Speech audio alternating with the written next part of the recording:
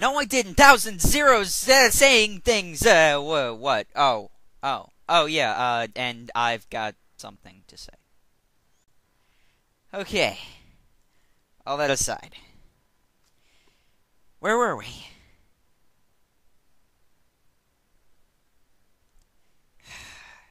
All right, I get it. Oh, geez. How do I introduce Frieza? Well, there's so much build-up to Frieza. There's so many minor villains like Raditz, Nappa, the Ginyu Force, but they all get dispatched in like 2 or 3 episodes each. They're barely worth mentioning. Well, anyway, it all culminates in this ugly mug. Or this ugly mug. Rather, this ugly mug? Well, anyway, the face everyone associates with Frieza is this one. Frieza is a galactic tyrant, out to dominate the universe. He does this usually by sending paid soldiers like the Saiyans, most of whom he killed himself. Frieza wiped out the Saiyan homeworld because he feared their ability to grow stronger after every battle.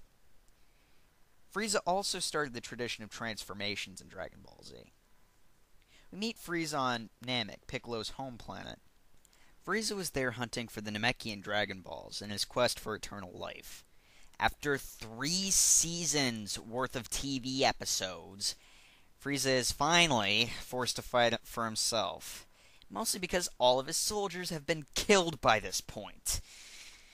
Frieza then goes through a series of bizarre transformations and proceeds to wipe out every remaining living thing on the planet, which by this point is almost exclusively the main cast. Frieza is your basic megalomaniac. He literally considers himself the ruler of the universe. Frieza can also be kind of weird sometimes. There's this really infamous line where he offers Captain Ginyu warm milk or something. Little Karibo does a pretty good parody of it, but the scary thing is the first couple of lines are actually direct quotes from the series. Ugh. Anyway, Frieza actually reappears a couple of times after he dies. Dragon Ball Z characters tend to do that.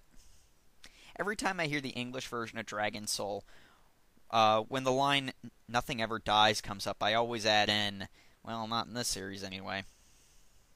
But after the ridiculously long battle on planet Namek, the 5-minute battle that takes 20 episodes, he's basically used as a measuring stick for other characters and is dispatched in about 15 seconds.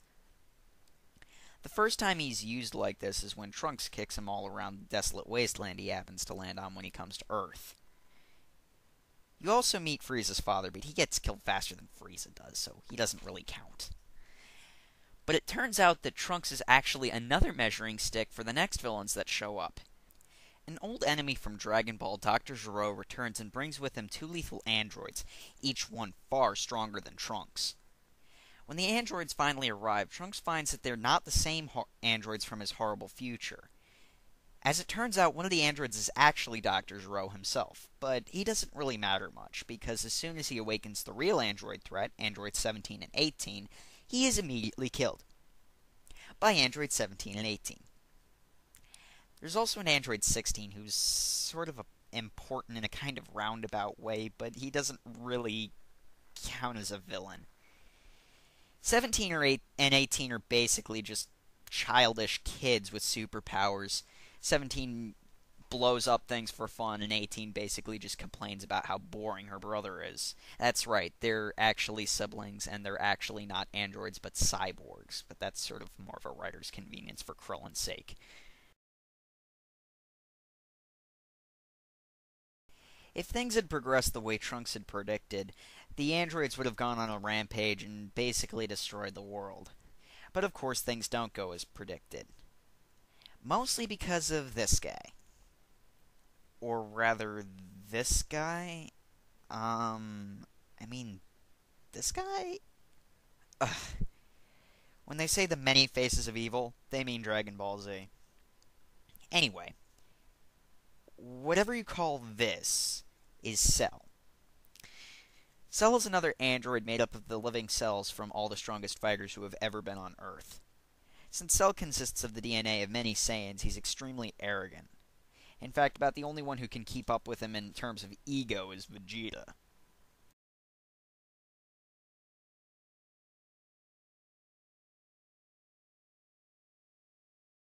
Yeah?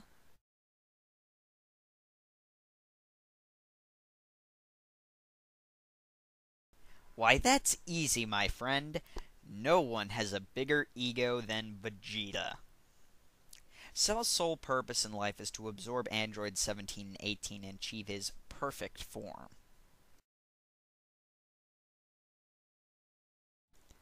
By sucking them up through his tail. How else? Um, Cell also starts the tradition of regenerating bad guys, but we'll talk about that later.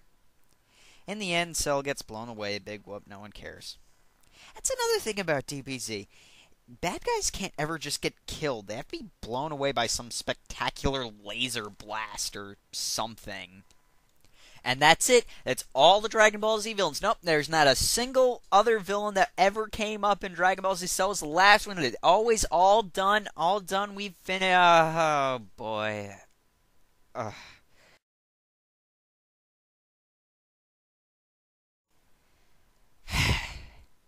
Okay. Fine. There's one more major villain. Among the true fans of the series, that is to say, the people who care more about the quality of an episode more than whether or not the next one is coming out, Majin Buu is easily, by far, the most infamous villain in Dragon Ball Z.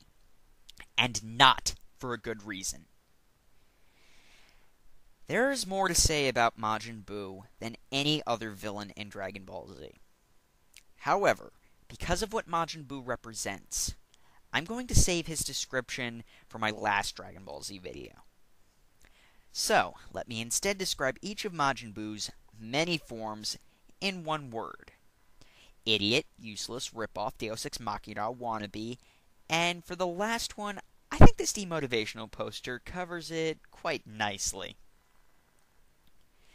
Well, that's all the DBZ villains. Well, all the big ones. I could also mention Raditz, Nappa, Kui, Apul, Goldo, Raccoon, Jay, Spurter, Ginyu, Garlic Jr., Spopovich, Yamu, Yakon, Deborah,